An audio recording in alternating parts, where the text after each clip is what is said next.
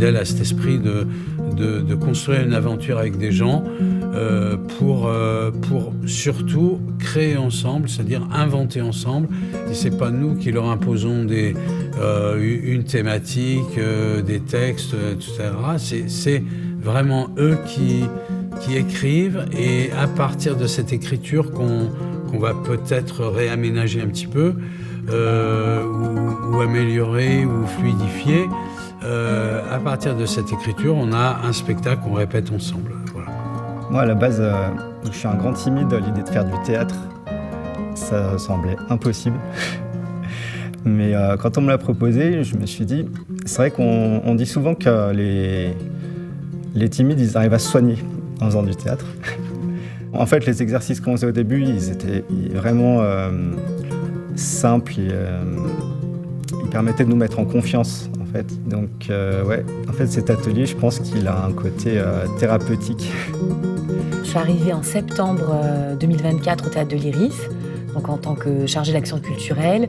Et avant d'arriver, déjà, j'avais en tête ce projet, ce dispositif Entrée dans le jeu, qui déjà me plaisait beaucoup et m'intéressait particulièrement.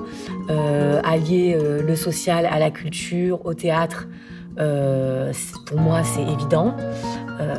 Donc, je trouvais ça hyper pertinent de proposer ça et de mettre en œuvre ce dispositif et de pouvoir y participer, de vivre cette aventure avec des personnes qui arrivent un petit peu d'horizons différentes et avec des parcours différents, et de prendre le temps avec eux. Je trouve ça vraiment intéressant de pouvoir leur proposer ça. Donc, je suis Stéphane Friou, adjoint au maire de Villeurbanne, en charge de la culture depuis juillet 2020. Alors à Villeurbanne, on soutient le Théâtre de l'Iris, un partenaire historique de nos politiques culturelles. Et au titre de toutes ces actions, on aime beaucoup le dispositif Entrée dans le jeu. Alors au sein de ce théâtre, là, ce que nous apprécions particulièrement, c'est finalement que chacune puisse venir découvrir les métiers de la scène et se mettre dans la peau d'un acteur alors que rien ne lui aurait prédestiné. Et c'est aussi ça la richesse du Théâtre de l'Iris. Bonjour, moi je suis Clotilde Charton et je travaille à la métropole de Lyon à la direction de la culture et je suis chargée de mission culture et lien social. Donc concrètement, ça veut dire que j'essaye de faire des ponts entre les ressources culturelles qu'on a dans la métropole et qu'on finance, et puis les personnes en situation de vulnérabilité sur le territoire, pour faire un peu le pendant avec les politiques de solidarité que mène la métropole. Et donc ce programme de Théâtre de l'Iris, qui est vraiment travaillé avec des structures d'insertion professionnelle diverses et variées sur le territoire, donc permet à des personnes en fait de venir au théâtre pendant un certain temps pour créer, en fait, alors qu'au départ, voilà, ils sont pas du tout, parfois ils ont même jamais mis les pieds dans un théâtre.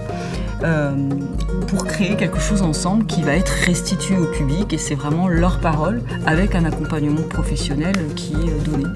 Et c'est comme ça qu'on a soutenu ce programme. Et aujourd'hui, en fait, il n'est même plus dans l'appel à projet en tant que tel. On l'a mis un petit peu à côté comme un dispositif exemplaire sur l'inclusion sociale par l'art et la culture. Et c'est ce qui nous intéresse aussi, c'est de voir comment, dans des dynamiques sociales, en fait, on peut s'appuyer sur le support artistique et culturel pour, certes, produire des contenus artistiques, mais aussi parce qu'on parie que les personnes, à travers ce qu'elles vont vivre dans l'expérience, en fait, il y a tout un tas de choses qui vont les aider dans leur parcours social. J'aime beaucoup aussi ces moments où chaque personne raconte une anecdote, raconte son ressenti. C'est comme une réunion où on se vide un peu, enfin je sais pas comment trop le dire, mais on se confie, voilà, c'est un peu ça. Et c'est un peu comme si on connaissait tout le monde alors qu'en fait on se connaît pas du tout et on est tous des personnes totalement différentes. À chaque semaine, on discute de notre vécu, ou d'histoires qu'on a imaginées, qu'on a rêvées, pour se donner un petit peu de matière petit à petit pour essayer d'inventer une histoire qu'on va jouer à la fin. C'est la première fois de ma vie que je rentrais dans le domaine un peu du spectacle, parce que là, on est quand même dans le domaine du spectacle, alors que moi, je suis dans d'autres domaines. Au début, c'est très flou. On progresse sans vraiment progresser. Enfin, on progresse toujours, même si on n'a pas le sentiment d'avancer. Parce qu'il n'y a pas de but, parce qu'on ne cherche pas quelque chose en particulier. Et finalement, de cette espèce de bouillie d'idées, d'improvisation, de choses spontanées qui naissent parfois même en dehors des exercices, on arrive à tirer sur des fils. Nous, on a tiré sur le fil de la réclamation, et ensuite le texte est né à partir de là, de ces thématiques-là. Oui, j'ai une affinité particulière parce qu'il y a des aventures humaines qui se croisent, qui peuvent être magnifiques, qui peuvent être douloureuses, qui peuvent être compliquées. Mais en tout cas, c'est un partage, c'est un vrai partage humain qu'on ne trouve pas, et c'est normal, qu'on ne trouve pas toujours dans notre métier à nous. Le titre, du coup, c'est « Écoutez-moi si je parle », variation de cris autour des crevettes, des moules, des fourmis et des baskets Nike.